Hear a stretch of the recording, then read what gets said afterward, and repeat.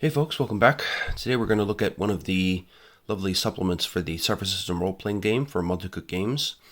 This one here is Claim the Sky, and this is all about running superhero games using Cypher. It's a wonderful supplement. As you'll remember, there was in fact a section in the original Cypher System rulebook about superheroes, which talked about power shifts to give kind of permanent levels of effort to your characters and stuff like that to make them truly superheroic. This goes way, way beyond that. Fills you with loads of ideas that are really useful for superhero campaigns. So in the advertising blurb, it talks about dozens of superhero rules and options, including foci, descriptors, abilities, plus new power shift and power stunt rules. Detailed advice for creating speedsters, gadgeteers, elastic heroes, powered armored heroes, heroes who shrink or grow, master martial artists, shape changers, and other superhero archetypes. Guidelines for building the most popular superhero archetypes from comics and movies. 50 fully statted heroes and villains. In-depth discussion of common superhero themes, comic book stories, along with advice for creating realistic comic book style or far future superhero settings, and even tips for naming superhero characters, and the detailed Boundless setting, plus 3 complete superhero adventures. So it of course is a supplement. It assumes that you have the Cypher System core rulebook from the start, so make sure you get that before you look into this. Although I would say that the generic tips on building superhero campaigns and on making your characters inspired by or similar to famous superheroes are pretty useful in any system. And in fact, if you look at the, we've got some lovely end papers here first.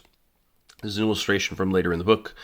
There's a character actually set up for this, but you can see them putting a stop to an entire train in a fairly destructive fashion. But if you look at the intro here, Monty Cook actually talks about his previous work on the Marvel Superheroes RPG and the Champions RPG, which are kind of two of the OG superhero RPGs. So he pretty much has a good idea what he's doing in this space. But before we get to that, the contents here, we got pretty much 2 main parts. The first is just playing with superheroes in the Cypher System. So we start with, how you would build a superhero, character options, the kind of superpower rules, which are sort of additions, as well as rehashing some of what was in the core rulebook. How to develop a world with powers, the different kinds of comic book worlds that we see that have superheroes. Telling stories in the style of comic books. Some example of superhero bases, heroes and villains and other NPCs, then some ciphers and artifacts. And then the rest is devoted to building up the history of a superheroic world they call the Boundless. So they have a full history of that. And the superhero survey is really cool. It kind of shows you samples of superhero personalities that are from all over the world, every continent of the planet. And there are 3 sample adventures as well, and a special superheroic character sheet, a new version of the Cypher System basic sheet. So really packed with stuff from cover to cover. So let's get started. In the Gaming with Superpowers section, they talk about basically how to use the basic Cypher System elements to build up superheroic characters that make sense. Of course, there are additional abilities that are defined, additional descriptors and stuff in this book itself, which it refers to. But this table right here is fantastic inspiration. I mean, it gives you some classic characters from Ant-Man to Green Lantern to Hulk to Professor X to Superman to Wolverine, and summarizes them, then gives you a character sentence that would fit them given the rules in this book and in the Cypher System rulebook. And what kind of hero archetype they fit, which is one of the other chapters in the book. So this gets you thinking right away about how you can translate common superhero archetypes that you might want to play into a form that's playable in Cypher System. There's stuff like this scouted throughout the book. I mean, they really make it easy to translate your thought patterns of, how would I play this hero into a way that works within Cypher. Of course, there's also the question of where your hero's power sources come from. So did they, get zapped by aliens? Did they get bitten by a radioactive spider? Are they a government experiment? Blah, blah, blah. They advise you to come up with a cool backstory that sort of fuels your character's adventures and their personality. But if you don't feel like coming up with something yourself, they give you a nice handy D100 table to roll one for that. This box here, I would highly recommend that GMs pay attention to this. So they recommend that for a GM starting a superhero campaign, you might want to immediately give each PC 4 XP, which they must spend on a special advancement option to get another type ability. That's another way with power shifts to put them kind of above standard PCs. So they start out with a little more wiggle room, also in building the character that they specifically want to play. You can also increase the number of power shifts that you give out if you want to increase the power level of your campaign. The recommendation is 5, and that you have no more than 3 power shifts in any given area, but we'll get to that more later. And then, of course, they give you reference to other options for character advancement later in the book. So then we get into a lovely list of character concepts, and this is where we get into the superhero archetypes. So there's a big list here. These are all archetypes, of course, that can be built using this book. And then there's an interesting bit here that also, I think, serves as a reminder to the GM, where they say, the GM shouldn't be out to get you. While there might be things like GM intrusions, where, your power ring, if you're a Green Lantern type, falls down the trash disposal, that should be a way to make the story more interesting and more exciting rather than a way to screw you over. And that every time an intrusion comes in and messes you up, that you do get an XP to build up for later, for an immediate spend, or sort of medium term spend, or a long-term spend. So, these things tend to balance out. So it also, I think, helps remind GMs that you shouldn't be a dick to your player characters. Like, take things away from them, make things challenging for them, make things exciting for them, but don't do it just to depower them. People play superhero games because they want to feel powerful, they want to do exciting things, so they should be allowed to do that. Anyway, and then they get into the character concept stuff. You can see there's a huge list of archetypes here, and they give you really hot tips about how to work in each one in Cypher System terms. So, for example, you have the Atlantean. They recommend, what are they like? So an Atlantean is somebody who is living beneath the seas, so you're strong enough to swim everywhere and tough enough to endure the crushing pressure of water, so you have superhuman physique when you come to the land. So a focus that says something like never says die or perform feats of strength would emphasize how physically strong you are. If you want to do things like, controlling swarms of fish, then you might use stuff like influence swarm or control swarm. Or if you want to control big animals underwater, you might use soothe the savage or communication for larger ones. You can have other abilities that would help you to see, like in the darkest depths of the sea, like eyes adjusted, or using swim to let you swim very fast, or water adaptation to let you breathe water instead of air. And they really go into a lot of detail here about just each aspect of each archetype. So next is bearer of the item. So this is where your powers come from the use of a certain object with strange abilities. So, Loki's staff or something like that. And they give you lots of different options on how you could implement that in play terms, and then how you might influence the way that character behaves with that item. There's a beastly hero where you have animal powers, speed, strength, enhanced senses, and so on. So, the beast from X-Men, that kind of thing. Always they emphasize the choice of your descriptor depends on the personality of your beast itself. So if you want to be confident and aggressive, choose brash, resilient, strong, or vicious. For agile, sly, or sneaky, try clever, fast, graceful, stealthy, or swift. For wise, observant, or sensitive, pick empathetic, intuitive, perceptive, or sharp-eyed. And these kind of tips for each archetype are really great. They really emphasize that, within each archetype, there's a huge amount of room for character change, growth, and creativity. The Beastmaster is an archetype where you control animals and other creatures. Maybe you control swarms of bats or ants or what have you. The Bug Hero is kind of similar. So this is, you have the proportional strength and speed of some kind of bug. So, you can lift weight 20 times your own body like an ant, or you can survive pressure and radiation like a cockroach or whatever. They give you some hot tips about how to do that. If you're a builder, maybe you build amazing things beyond the bounds of normal science. So you're kind of a Rick from Rick and Morty type of character. You could try building robots if you want that to be your main focus. You could try wears power armor if you want it to be more Iron Man-ish. If you want to be able to create just about anything, teleporters, ray guns, force field helmets, flight rings, whatever, then use crafts unique objects. There's so many different ways to achieve these different outcomes, and they give you some really great ideas in each section. You could be a cyborg, part living creature, part machine.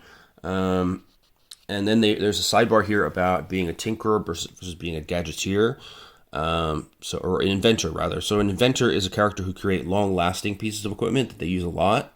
And gadgeteers are people who frequently create sort of one-use objects to get them out of a jam.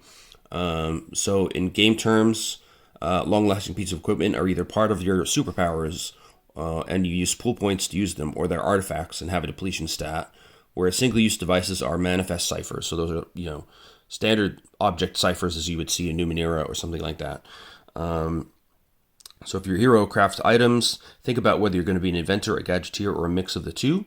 It doesn't necessarily affect your game choices for building your character, but it does help define how how the powers work in the world. And there's some special abilities related to manifest ciphers, which crafting character might want to swap other abilities for. So things like boosting manifest cipher, modify ciphers, all that sort of stuff. There's loads of great info in here. I mean, you can tell that the authors really love the superhero literature, and they know quite a bit about gaming in that space. So the tips are fantastic throughout. Dark Energy Master, you emit and control a strange force, energy, or substance from another dimension. You can be elastic, where your body can stretch and compress like rubber. So if you want to be Plastic Man, Mr. Fantastic, you can do that.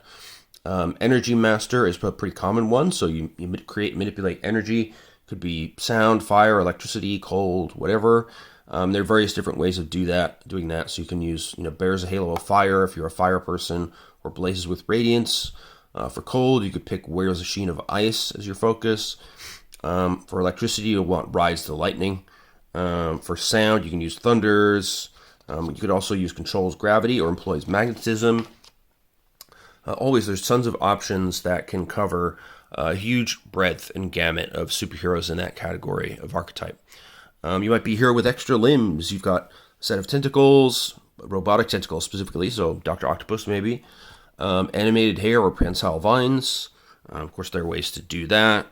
You could be a force field master using force fields for offense as well as defense. So you could use wields invisible force. You could use branches an exotic shield. You could, if your goal is to protect as many innocent people as possible, consider defense the gate or defense the weak with your force fields augmenting your physical might. On the other hand, if you use your force fields to enhance your attacks or protect only yourself, you could have needs no weapon as your focus. So you can see, for each archetype, they think about the possible variations and give you a load of different options that would work. And you'll notice that some of the focus options like wields invisible force are actually in some of the new ones in this book, and those are highlighted out in purple with a page reference off to the side. So that's very helpful as always. You can be a friendly thing. You're big and strong. You don't look human, but in your heart, you're a hero. So we're thinking, the Thing from Fantastic Four, basically. But there's many ways to approach that kind of archetype. You could be a genius. So again, Rick or Mr. Fantastic kind of thing. You can achieve superhuman feats with your brain. Perhaps you could be fusing your mind with a machine. You could conduct weird science. You could be solving great mysteries, blah, blah, blah. They'd usually fall into the adept category rather than something like warrior. And then you build on that with your focus and flesh out exactly how your genius smarts work into your character's abilities. Then you have giant heroes. So you're big and strong, and you can get bigger and stronger, basically. The obvious focus for this is grows to towering heights, which right from the beginning lets you grow bigger than any normal human. But you might want to be probably a warrior, but there are ways that you could be fitting into the other main four types in the Cypher System as well. This type of hero leans hard on strong and tough, so good power shifts to take are healing, resilience, and strength. They always give some tips as well on how to deal with your power shifts. There's a few abilities which are linked here as well that are fresh in the book: shrink, smaller, and tiny, with page references, of course. You could be a half vampire or creature of the night, so basically blade. Obvious choices for your focus are hunts, moves like a cat, never says die. If you mainly fight other supernaturals, you could be slaying monsters. If you gather other undead to yourself, you could consort with the dead, or you could use Siphon's power if you want to be an energy vampire. Hard light master, thinking, Green Lantern. You create visible constructs of hardened light, and that's a new focus in this book, which is Sculpt's hard light. That's the obvious choice, but you could also use a variety of types and descriptors to go with that. If you're a hunter, you study, find, and capture your intended prey. So you might be a kind of ranger type character, or an assassin or something like that, or some kind of supernatural sleuth. So they attack that in many different ways here. You could be an illusionist. So you create illusions sprung from your creativity or taken from the minds of others. They give you ways to do that. Mainly the crafts illusions focus is the most obvious one. But you could also borrow images from dreams, in which case you might use Awakens Dreams. And it gives you some ideas about which character types would fit, as well as descriptor choices. We have the Master Athlete, so you're the peak of human perfection. So you're thinking the people like Captain America, you're kind of at the absolute upper echelon of what humans could possibly do and go just a bit further. You probably want to be a warrior or explorer. You'll want to pick descriptors that show you might be hardy, resilient, or tough, or maybe you're rugged or sharp-eyed if you've got lots of battle experience, stuff like that. You could be a master martial artist, so maybe you're a Shang-Chi type or Iron Fist.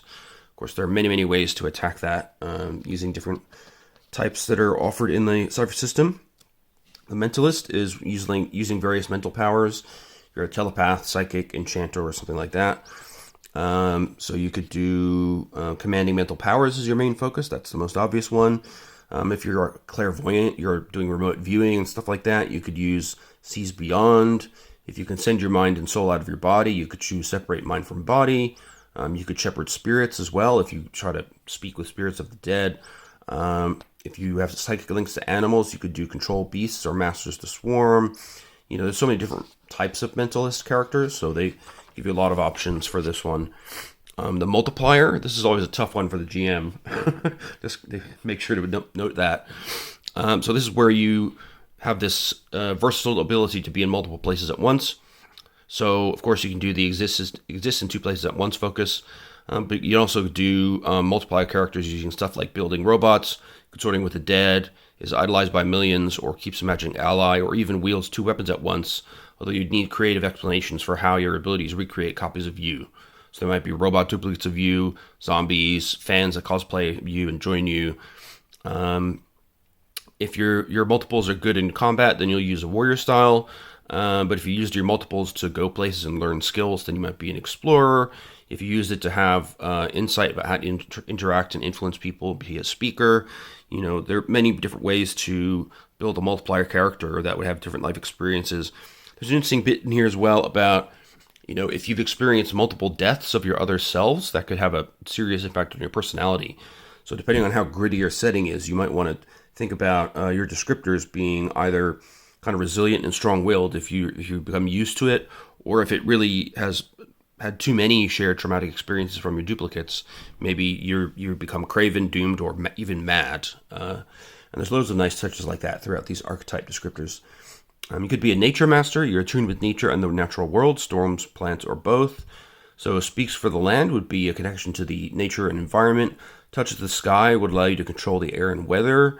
You could, if you want to manipulate plants, for example, you could pick employs magnetism or focuses mind over matter and redefine the powers as something suitable for you. And, again, it gives you loads of ideas about, what your personality and nature could be and how that could be influenced by your choice of descriptor and type. Then we have the Paragon. This is kind of the Superman, Wonder Woman, they're the head of the superhero team. They're the leader. The one that everybody looks up to. So flight, strength, and bulletproof skin are often a package deal for superheroes. If you're a typical example of this kind of hero, choose faster than a bullet. For your focus, if you're especially strong, pick perform feats of strength. If you're especially hardy, try never says die or stands like a bastion if you use armor. You're probably a warrior if you want to fight injustice and protect the innocent, which if you're Superman, you probably would do. If your people look up to you, then you probably want a descriptor like appealing, honorable, kind, or virtuous. Many Paragon heroes have one unusual ability. So maybe you have eye beams from Onslaught, immediate range, freezing breath from Frost Touch, seeing invisible creatures with See the Unseen, or limited psychic ability like Premonition. You can also select superpowers at random if you can't come up with an idea yourself. Then we have Phase Master. These are people that can become intangible and pass through solid matter. So you have the exists partially out of phase focus, which works perfectly for that. You could also try shreds the walls of the world, so your phasing is kind of destructive. You're naturally suitable for the explorer archetype, but if you want to create a unique combat style that involves phasing around, like say Nightcrawler from Marvel Comics, then maybe you want to choose warrior as your focus. You could also be a plant, so you're Groot, basically. There are many ways to do that. You can be living in the wilderness. You could be needing no weapon or speaking for the land. You could be sturdy and strong by using abides in stone or perform feats of strength as your focus. And stretches could be fun options as well, depending on what kind of living plant you want to be. Power replicator, that's an interesting one, and they have some extra rules for that I really like. So this is somebody who duplicates somebody else's ability. So think, what's a good example? I guess maybe Rogue from the X-Men. She can drain powers from other people.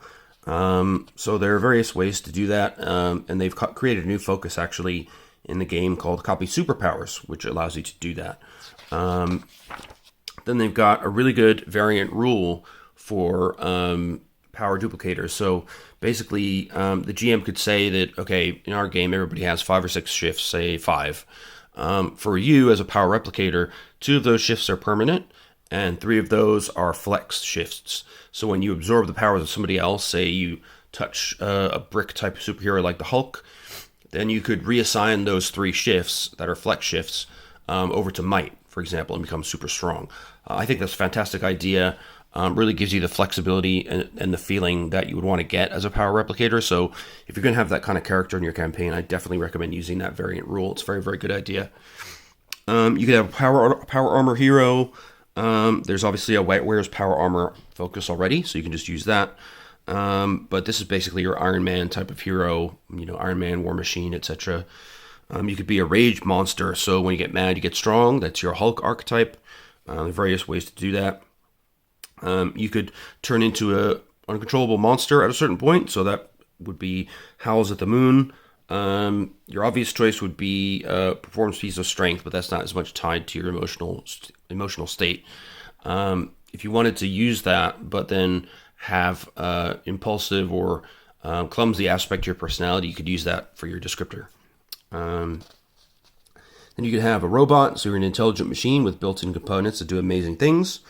So maybe you can control electricity using Ride the Lightning, or you can suck power from other machines. You could be stands like a bastion if you're meant to be a war machine. If you're a scavenger and you survive by salvaging parts from other machines, then you could try scavenges as your focus. I mean, there's many different approaches to this. You could also be a sensory adept, so you have super powerful inhuman senses. You could do things like seeing beyond or separates mind from body, which again, we go back to the mentalist archetype as well. And if you're using your extreme senses to be awesome at combat, then you'd want to be a warrior or explorer as your best type. So basically you would use descriptors like intuitive, perceptive, or sharp-eyed if you're using your sharp senses for better combat. So think about somebody like Daredevil, for example. They've got Shape Changer as well. So it takes animal shape and has 1,000 faces are new foci that are in this game. That allow in this supplement, they allow you to take an animal shape at any time or to shape change to look like any individual person. This can be psychologically challenging, so they go into that a little bit in the description here. And it's good to have a sort of unusual ability to get out of trouble if you're a shape changer, because you can put people off balance by changing pretty quickly. Perhaps you can escape as well with like a quick blast of energy, giving you time to change, or walking through walls to sort of sneak out and blend in with a crowd. So you might have a secondary power basically that helps you enhance your use of the ability. Then you have a sorcerer, the master of the mystic arts. So think Doctor Strange basically. The master spells focus is good for this, of course. But if you summon the powers of some kind of god or godlike entity, maybe you channel divine blessings or work miracles. If your connection comes from the earth, it could be speaks for the land. If you have a magical creature bound to you, like a genie, then it could be keeps a magic ally. Again, there's a million different approaches to being a sorcerer in a comic book realm. Speedster is always a good one. It's always tough for the GM as well because breaking the action economy can make a character really powerful. But they keep that fairly under wraps in this supplement. It doesn't get completely out of control as it can in other superhero games. But basically, speedsters are people like the Flash. They run fast. They have super fast reactions, and they can attack many times per round potentially. So you could use the move like the Wind Focus. If you want to combine it with phasing, you could pick Shreds the Balls of the World. Obvious descriptor choices would be fast, graceful, impulsive, and swift. If you want a sneakier take, then you could be, doomed or exiled. It tells you to put your power shifts into dexterity, into accuracy, and single attack. If you want to have incredible speed right away, you can use a new possibility in this book called Prodigy, where you trade in a lower tier ability for a higher tier ability. So you can put a shift into Prodigy to do that. And they recommend you could get Speed Burst or Blink of an Eye, which are much faster movement powers. So you get that right from the go if you put a shift into Prodigy. But that's, of course, a trade-off. You're trading off a potential permanent power shift that would help you, in one of your main characteristics or attacks or something like that for a power of a higher tier. But in this case, it would work really well for the character archetype. There are also more speed-focused abilities you could swap for, like Far Step, Walk Through Walls, stuff like that. Then you have the Super Spy, who can sneak, charm, fight, and knock up those skills, or back up those skills with a little extra. So this would be a Black Widow type character. So you might be a secret agent who's scrappy, so you fight dirty. You could be licensed to carry, or if you're good with firearms, or needs no weapon, if you're good with your fists. You could be a smooth talker. You could try infiltrates or operates undercover. Again, loads of different ways to do this in both a kind of dark 90s Iron Age kind of way, in a gritty, realistic kind of way, or in a superpowered, superheroic kind of way. Then you have the telekinetic, who can move things with their mind. So the obvious focus here would be mind over matter or throws with deadly accuracy, depending on the general theme. Adept is a natural fit.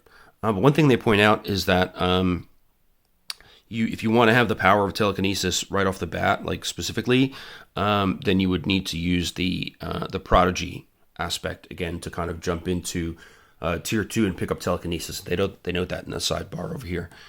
You can also have a teleporter. So again, we're thinking like people like Nightcrawler, and there's a new focus for that called Ignores Physical Distance, where you can blink around the battlefield without entering the intervening space. Warrior and Explorer are best for this. Again, there are different approaches to it. You might be mysterious and stealthy. Use your teleportation to sneak around and infiltrate. You might be, a swashbuckler, or you might be a bit brash or chaotic, and you can use descriptors for that. So you could also use teleportation, of course, to have interesting fighting styles. So you can add some other, swap some abilities from stealth or combat flavor to give you a bit more of combat ability as well. Tiny Hero, now we're into Ant-Man areas, so you get really small but still hit like a normal-sized person. So this gives you the possibility of the shrink to minute size focus, which is new in the book. Lets you shrink to the size of a bug, but as you get better, you can get smaller and smaller. And the smaller you get, the weirder things get. And they also talk about that later in the book at the quantum level, and this was before Quantumania, the movie, came out, so you got to give them credit for that one. But again, loads of good inspiration on how to make that into a real character. Unkillable Beast is basically somebody like Wolverine. So you fight like a monster and you can recover really quickly. So if you couple this with an aggressive combat style, then you can be really powerful. So if you love a good fight and the fast healing is a side benefit, then you would go for Fights Dirty or Looks for Trouble. But if regeneration is your main deal, then you should go with the Never Says Die focus, which really focuses on being kind of unkillable. Being unkillable tends to make people reckless, so good descriptors for this kind of person are brash, chaotic, impulsive, and risk-taking. If you want to double down on your survivability, you might try hardy, lucky, resilient, or tough. Then we have Weapon Master. So you're amazing with the chosen weapon. Maybe the best there is, or at least really impressive at using it. So this could be things like thrown objects. Maybe your gambit, you're throwing your cards around. So it could be throws with deadly accuracy. If you have one favorite kind of weapon, it could be master's weaponry, or if guns are your thing, it could be licensed to carry. If you're more of a fanatic about swords, you could choose fights with panache and be like a swashbuckling type. You could do 2 weapons at once if you want to do 2-weapon fighting. And if you're interested in killing with whatever weapon, then consider being an anti-hero who murders. There's loads of good tips in here. You could also choose your superpowers at random. They give you a D100 table for that, giving you all the different archetypes that are present in the book. And then we have some nice sort of flavor-building comic book panels in the book as well. So character options, we've got some new descriptors. So amazing, you have a knack for surprising people, performing impossible athletic feats, sneak up on someone who's alert, or instantly reacting to an ambush. So this gives you new characteristics of exceptional, +2 to your speed pool, 2 additional points for your other pools. Skill, you're trained in initiative and stealth tasks. Self-hype, so when you apply a level of effort to a task, you get a free level of effort. You can do this one time, but that is renewed each time you take a 1 hour or 10-hour recovery roll. And your inability is that you tend to startle people, so positive social reactions are hindered for you, except for with villains and other superheroes. You can be incredible. So you're misunderstood, but somehow you keep ending up in situations where your abilities are just what's needed to prevent disasters. So you're strong, you get +2 to your might pool, 2 additional points for your other pools. You're trained in breaking things, you're trained in all jumping tasks, and you have an inability because you're destructive, mainly by mistake, and it makes people reluctant to communicate and make them distrust you. So any social interaction task is hindered. And you also have incredible action. You can choose to automatically succeed on one task without rolling, as long as the task difficulty is no higher than 6. If you do so, however, you also trigger a GM intrusion. Excuse me. So that's a good way to perform an enormously powerful feat of strength right from the get-go, but the GM will jump in and make it, hugely destructive and messy from the beginning. You can be mighty, so you have an impressive physique. Your strength, power, and very importance are superior, so you get the benefit of being very powerful, which is +4 to your might pool. You're trained in all actions involving lifting and throwing things. You're trained in might defense tasks. You add 1 point to what you gain when you make a recovery roll. And for each of these, by the way, there are possible links to the starting adventure. You can be sensational. So the public and the press love you. Maybe you're photogenic. Maybe you're really nice. Maybe you're really charismatic, or the journalists love you for some reason. So you get additional characteristics. Versatile. So 4 points to any of your stat pools. You're trained in positive social interactions. You're trained in one skill relating to your current or past career, such as computers, journalism, law, machinery, or medicine. And you're popular. So the GM can introduce a GM intrusion on you based on your fame and the public's perception of you without awarding you any XP. However, if this happens, 50% of the time, your reputation works to your advantage. Rather than hurting you much, it helps you or it hurts your enemies. You get spotted by a guard, but they're dumbstruck because you're even more impressive in person than you are on TV. You attract a crowd of fans, but they slow down the fleeing villain you're trying to catch, that kind of thing. I think that's a really clever idea, working in this idea of charisma being your main attraction. You can be uncanny as well, so there's something odd about you and it makes people a little uncomfortable. So you gain the ability exceptional, +2 to your might pool, +2 to your speed pool. You have a distinctive physical quirk, so this could be almost anything, like you smell weird, you have blue hair, or it could be internal and hidden, like having a completely unknown blood type. Whenever it's discovered, your quirk draws a lot of attention from people. And you have, sometimes at the GM's discretion, an event or person that seems related to your uncanny nature attracts your attention. You can sense it from far away, and if you get within long range of it, you can sense whether it's dangerous or not. You're also trained in perception and stealth tasks. You're trained in one kind of knowledge related to your quirk, such as olfactory science, mutations, or hematology. Your inability is that people find you unnerving, so pleasant social interactions are hindered. Other unusuals like you are not affected by this. There's also new foci, so you have copy superpowers, has 1,000 faces, ignores physical distance, sculpts hard light, shrinks to minute size, soars on amazing wings, and stretches. You also have take animal shape, touches the sky, wields an enchanted weapon, and wields invisible force. We saw a lot of these in the archetypes section, so I won't get too deep into these, but basically, for copy superpowers, you're copying superpowers from others, and they give you recommended skills for those, some of which are in this book. Has 1,000 faces is where you can shapeshift into other people. Ignoring physical distance is teleporting from one place to another by briefly passing through another dimension. So it's a teleportation power rather than moving really fast. Sculpting hard light is the Green Lantern kind of stuff, where you sculpt objects out of energy. Shrinking to minute size is your Ant-Man archetype. Soaring on amazing wings is giving you flight powers, and also you can use wings for movement, attack, and defense if you want to. Stretchy gives you the elastic rubbery body effect. Taking animal shape lets you change into animal forms of various kinds. Touching the sky is summoning storms or breaking them apart. So Storm from the X-Men, basically. Wielding an enchanted weapon. So maybe you're Thor and you've got Mjolnir, and you've got powers all related to that. Wielding invisible force is what gives you those various force field related powers in the archetypes we discussed before. And then we have all the new abilities. So, the advantages of being small. So when you shrink, you don't lose any of your power, and climbing and jumping tasks are actually eased. You're ageless, so you basically never die unless you're killed by some outside force. You can be always tinkering, which helps you with tinkering with ciphers and so on. You're amazing at copying, so you can copy more powerful abilities.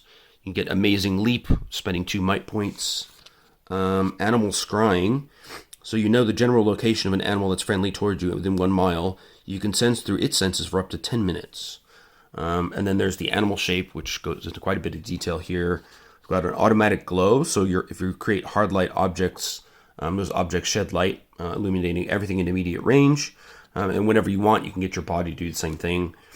If you're a shrinking guy, then you can be beneath notice. Basically, it's harder to find you. If you change into animal shape, you get a bigger animal shape. You can choose to change the size of it, basically.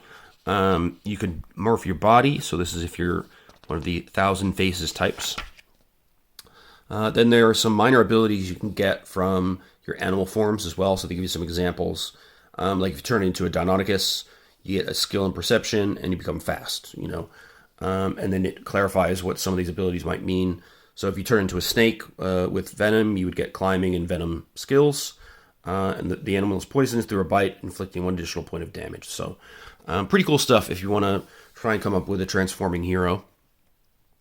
Other abilities we have bolstering illusions. So it gives your illusions a limited reality, basically. You can make the illusion of a brick wall feel real, stuff like that. You can boost manifest ciphers if you're a tinkerer type. You can boost manifest cipher function. So add 3 to the functioning level of a manifest cipher that you activate, which is pretty cool. You can charge weapon. So if you're using an enchanted weapon, you can inflict 2 additional points of damage. You can command beasts by spending intellect points if you're in the right archetype for that. There's the basic copy power ability, of course, which we went into a bit before. You've got defending weapons. So when you're using your enchanted weapon, you're trained in speed defense tasks. Defensive blinking, so you enter a heightened reactive state. So when you're struck hard enough to take damage, you teleport an immediate distance in a random direction, which helps reduce the brunt of the attack.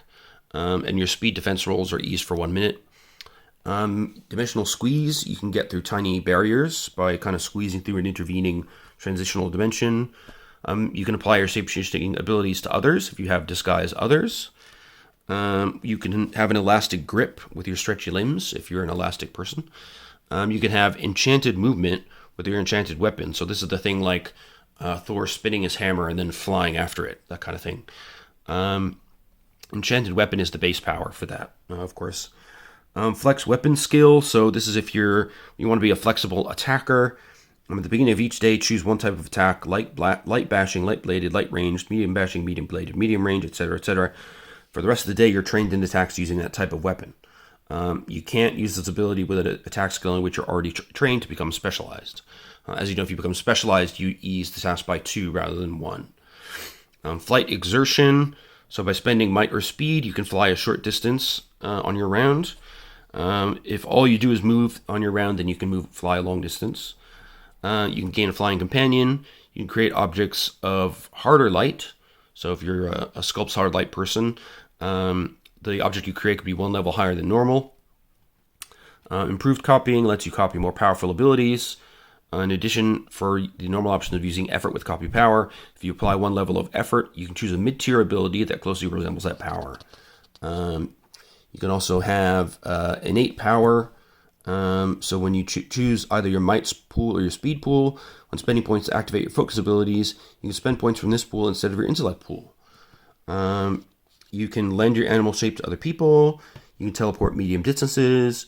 You can create an area of mist. So this would be useful for the creating weather types. Modifying ciphers, of course, for your gadgeteer types and inventor types. Multiple copying. So when you use copy powers, you can copy more than one, which is pretty awesome. Multi-vanish, you can turn up to 5 human-sized creatures or objects invisible, but that ends as soon as somebody attacks or does something obvious. Power crash. So this is when you use your enchanted hammer or whatever, and you strike an area of the ground or a surface, basically, and it creates an explosion effect in that area. So there's a blast damage that comes out of it.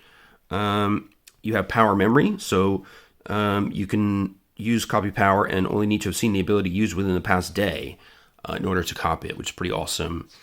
You can do a quick switch, so you can activate shrink as part of another action. So you can do that thing like in the Ant-Man movies where you switch in the middle of a punch from tiny to big and enhance your power. There's short teleportation for 4+ intellect points. So you can instantly teleport to anywhere within a short distance. You get shrink. So this is the new shrink effect for this book. So you become 6 inches tall and stay that way for about a minute. You can shrink others. You can have small flight. You can shrink even smaller down to half an inch. When you use copy power, if you have the steal power ability, you actually steal the power from that person completely, and they can't use it for the duration while you have it. You could do teleportation bursts. You could do a teleportive wound. So you touch a creature, and if attack succeeds, you teleport away with a significant portion of their body. If the target is level 2 or lower, it dies. If the target is level 3 or higher, it takes 6 points of damage and is stunned on its next action. That's nasty. Temporary light. So you can create an object of solid light in any shape you can imagine that's your size or smaller. That's the basic kind of sculpts hard light ability.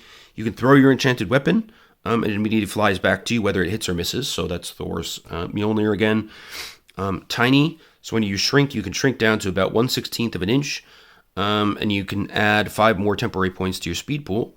And because your attacks are concentrated into a super small area, you get 2 additional points of damage. And then you can apply effort to get even smaller. So, for each level of effort, you become 1/10 as tall. So you can go down to 1/1000th as tall for 3 levels of effort and so on. War Flesh. So this allows you to transform your hands and feet into claws, your teeth into fangs, or to go back to your human appearance. Wildcard powers lets you use copied powers in unusual ways.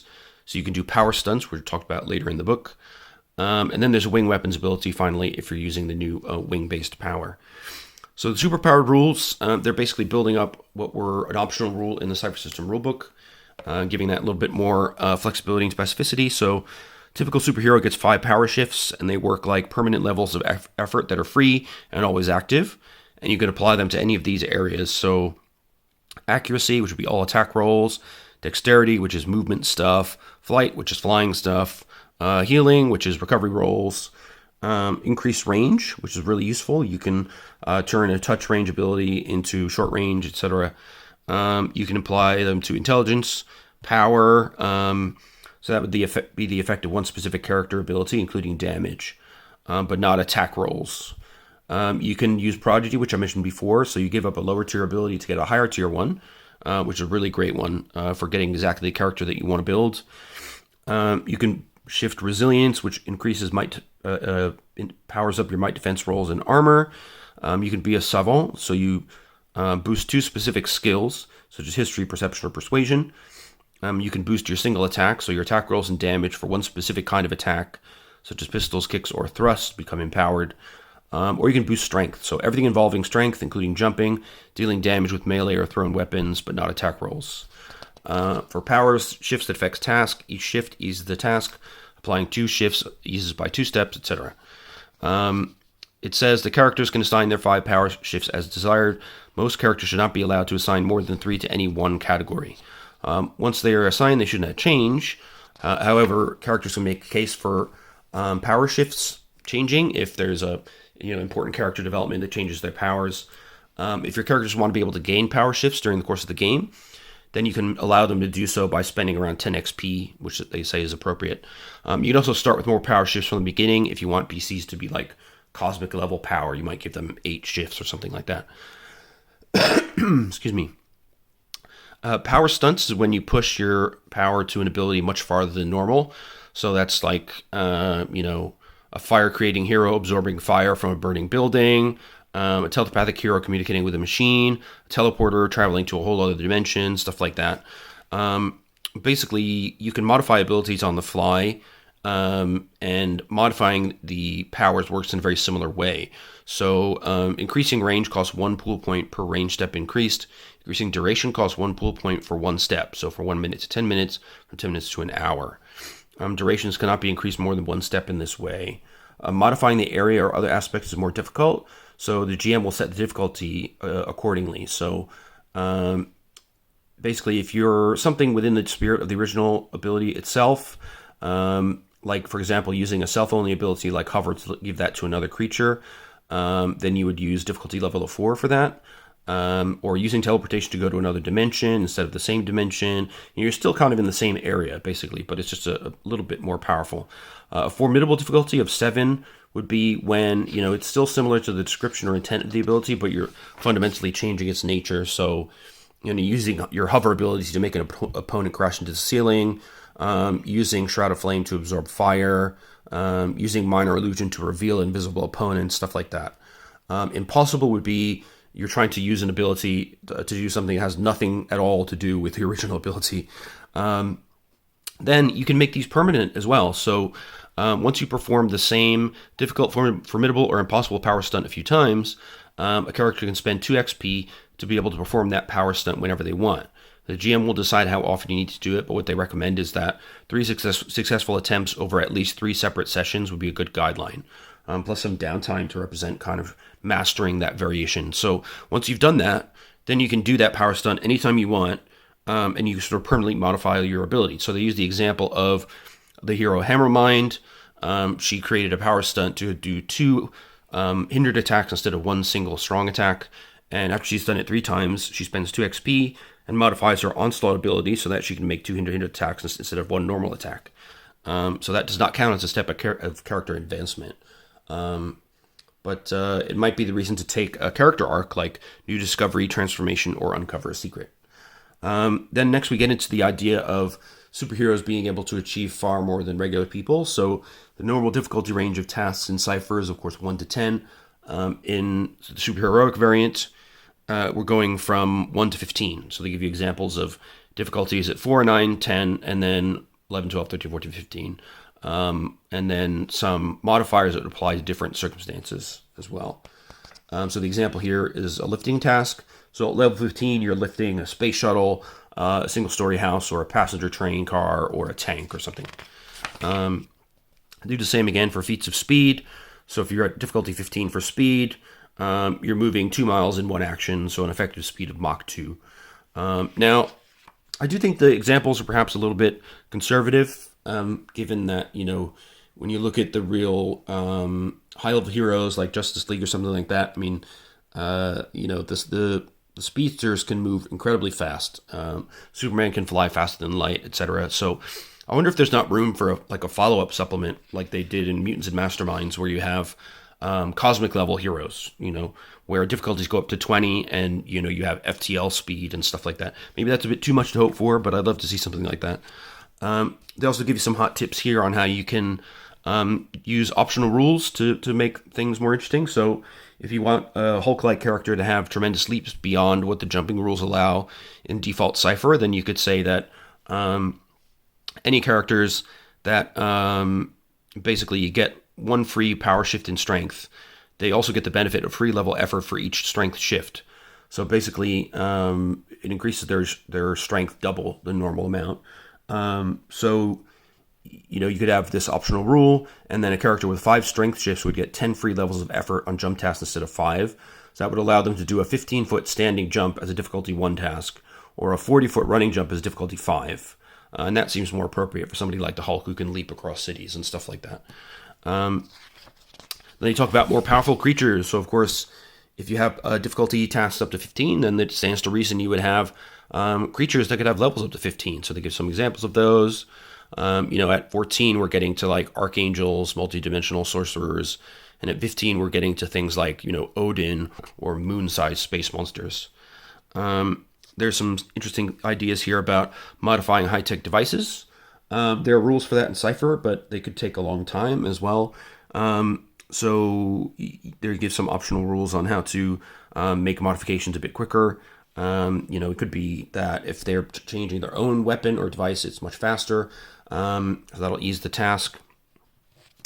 And they also have optional rules for faster crafting in general. So say that, technology is advanced and your crafting character can use like a mind-machine interface or advanced 3D printing or whatever.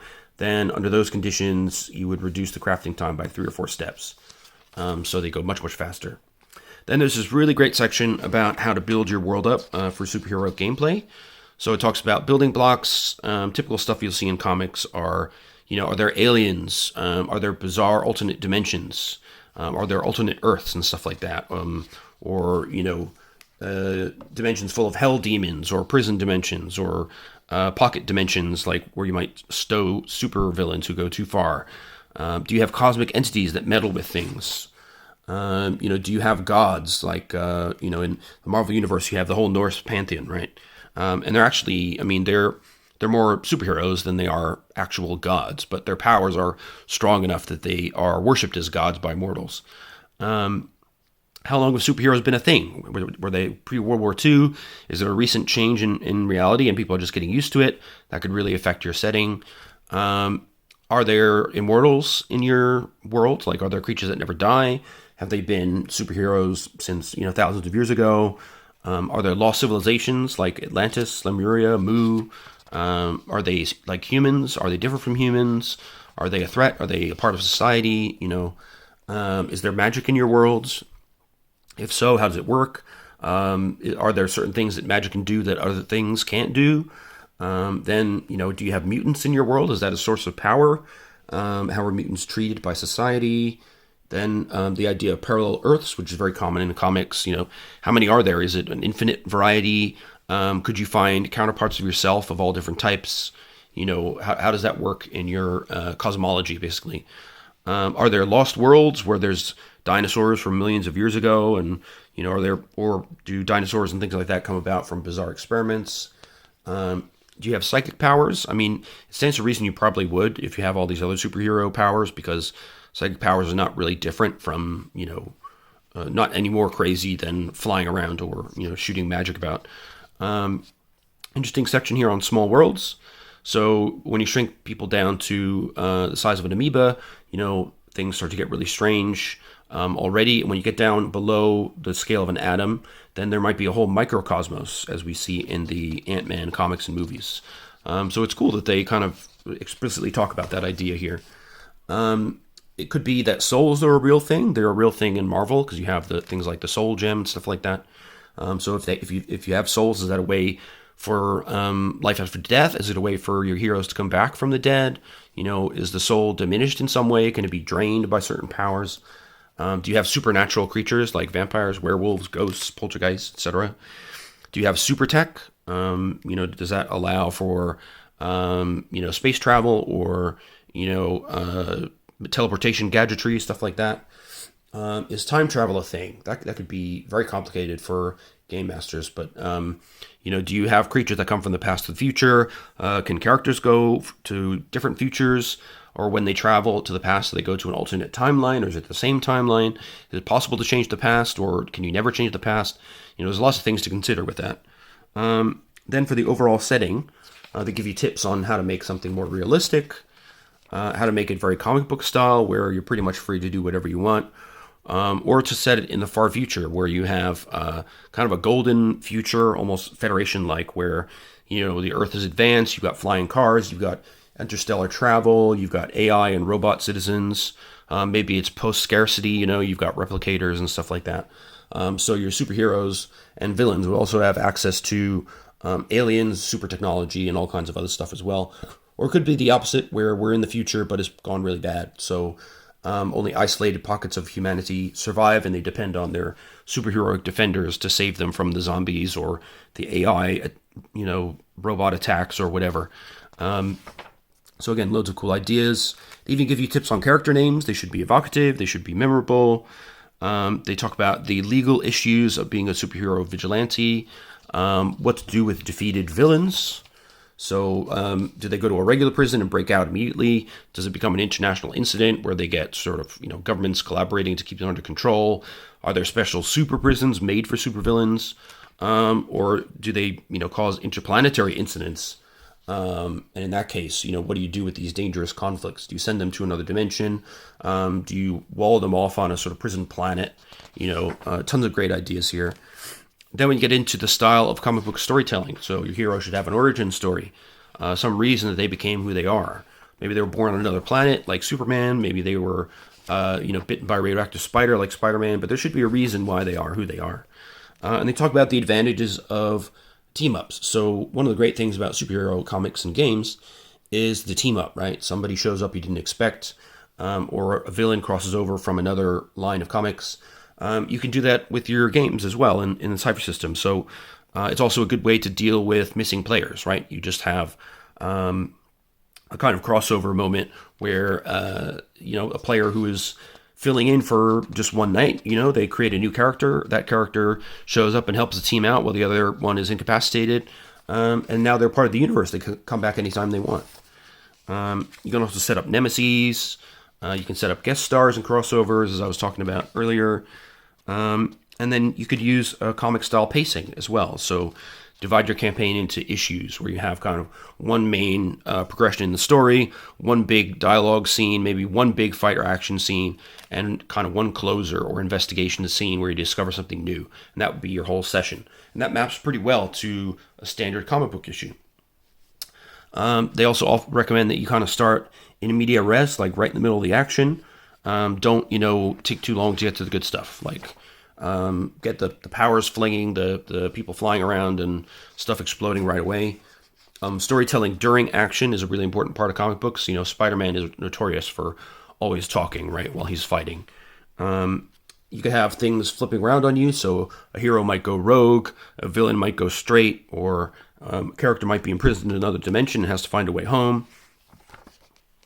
Talk about character development, player-driven changes in development in their characters and how you can facilitate that. So, that gives you justification for changing your power shifts around or changing your powers based on a character development or story development.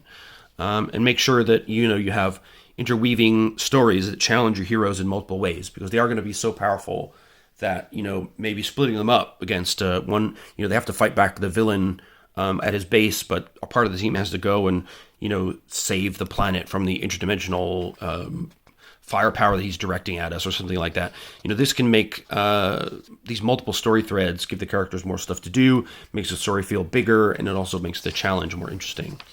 Then there's different comic book themes like, justice versus revenge, shades of gray, what it means to be a hero, power versus authority. So, just because you have power, does that mean you have the ability to be a vigilante, or should you be restricted? And then you get into like Marvel Civil War kind of stuff. Special GM considerations about balance, different kinds of power levels and how to deal with them. And they give some examples of powers that don't seem that great but can actually be really destructive. Running mastermind villains, they recommend that you just straight up cheat, basically. So when your characters are discussing what they're going to do, then give your mastermind hero a plan that perfectly counters it, as if they anticipated it all along. It'll be great fun for your players as long as it's not too obvious. And make sure that you kind of avoid too many hackneyed superhero tropes. So don't do like dungeon crawls in a superhero game. It doesn't make sense. Then there's a whole feature of a couple of pages on how heroes or villains can come back from the dead. So it could be that the hero never actually died, but they were in suspended animation, or maybe they were replaced by a parallel Earth duplicate, or maybe the dead hero was actually a clone or a copy of some kind. Maybe they were seemingly destroyed, but actually got sent to another dimension. There's so many options here. Death is never a big concern for comic book heroes, really. Yeah, and then they give some examples of possible starter sort of hints for superhero stories. 20 basic ideas to use when you're stuck, which is always a nice handy thing to have. Then we talk about superhero bases, from the modest base, which is like, the shabby like beginning team behind the laundromat. Then the impressive base on the top floors of a skyscraper. We're starting to get to like Justice League levels. And then the interstellar base. So there's actually a fold-out map of these bases as well in the back of the book. So this has loads of stuff. You've got a ship AI running it. It's got alien tech, lets you shift dimensions and teleport around. You've got detention centers to hold villains, trans-dimensional observatories. I mean, you can go crazy with this stuff. And from there, we get into the heroes and villains. Again, we've got some threats in here over level 10, which normal characters could not deal with. So we've got, Baron Shadow, who's at level 12 here. Usually leaves his combat to his servitors, who are level 5 or 7. But he also has tons of abilities himself. And he is able to use portals to get around. We've got Black Star, who has gravity warping power of tremendous strength.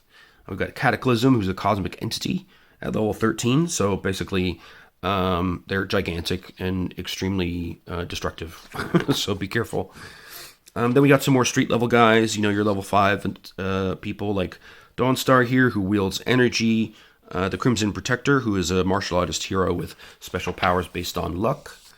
We got Deathbeam, an assassin villain with laser abilities. We've got an armored hero, basically Iron Man type. We've got mystical villains. We've got Dirge, who's kind of looks a bit like a Japanese demon with a flute. Kind of interesting combo there. And we've got Edifice. It's a kind of rock-based guy who can grow to enormous size. We've got the Elemental, a nature-focused villain. We've got Entropy, with the villain with the ability to transform matter. We've got Free Reign, who's a mind controller, which is a really, really dangerous power, by the way. Can really send things going off the rails, so be careful with that. You've got the Gentleman, the mystic hero, a little bit like Doctor Strange. You've got Ghostwalk, who can phase through stuff, or even possess things with her power, and can let bullets pass right through her, as we can see. We've got Gravitas, a superpowered villain. He's the one stopping the train in the end papers at the beginning. He can use especially powerful gravity abilities. We've got alien conqueror race called the Grin. They love colonizing and shooting particle beams at people. Then we've got High Rise, a villain who can grow enormous. We've got the Horror, who's a monstrous recluse at level 10. Very, very scary. Basically, he causes people to freak out by making them confront the horror of their own existence. We've got the psychic villain, the Jabberwocky. Jinsoku, who's a speedster. She can make 4 melee attacks each round using her energy blades, which is pretty cool. It's difficult to hit her, but she also has a super fast metabolism and gains 3 points of health back each round. And 1 point of health per minute if reduced to 0. And we got Chaos, who can probability manipulate, and is an anarchist villain. We got Lord Ash, a mastermind villain who absorbs kinetic energy and reflects it back at you. We have the Majestic family, so these are kind of a Justice League type, off-brand Justice League team. We've got run by level 9 Natalie Majestic, who's super powerful. She can punch buildings apart with her fist.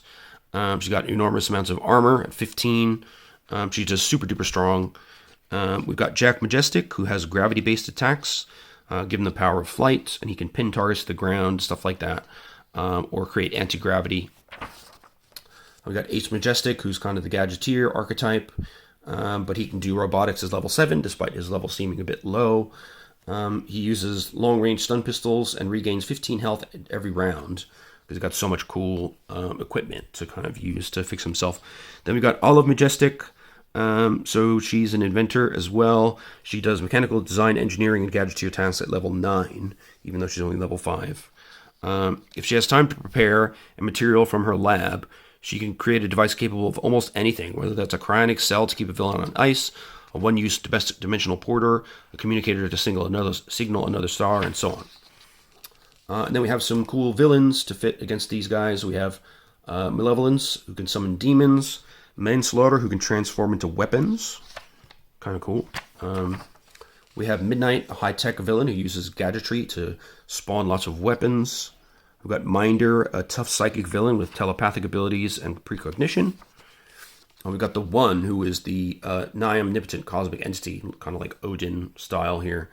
But basically, using its celestial power can send everybody in short range a huge amount of damage and teleport them somewhere else.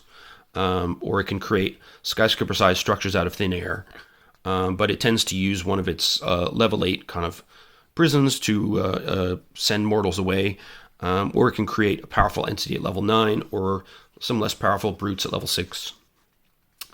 Then we have a super-powered royal family with selfish goals. So these are some bad guy super team.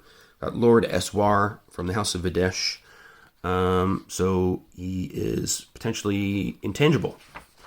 Then we have Mana, also from the House of Videsh. She's accompanied always by a bodyguard. She can fly.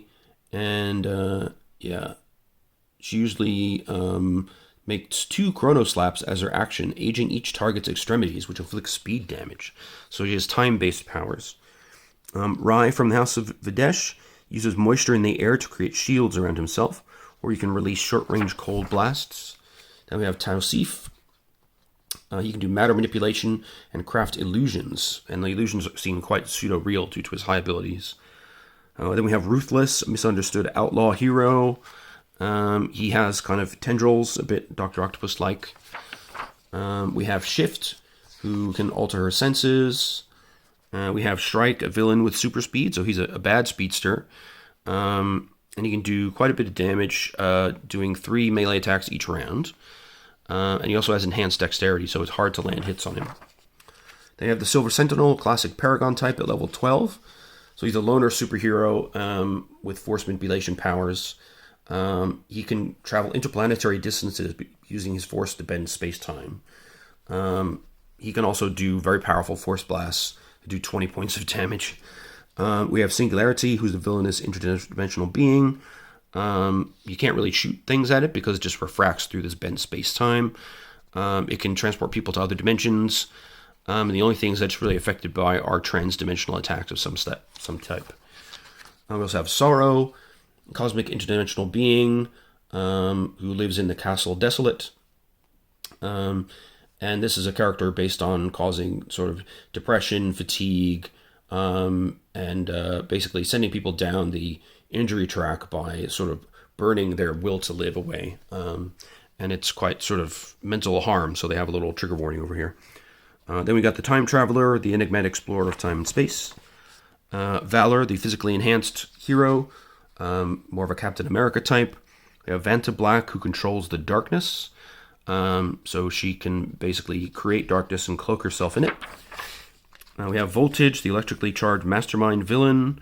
We have Warp, a energy-wielding crime-fighting hero who can throw warp bolts to push targets off their feet, pull objects to his hand, or provide similar effects. He can also create a space warping curtain to hide himself.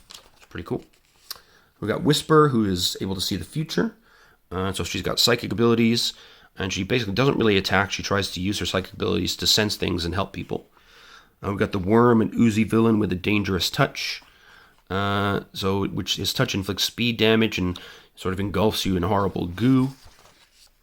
And then finally we have Z, mastermind villain at level 6. So he rarely finds himself in a combat situation. He's got a huge gang that surrounds him.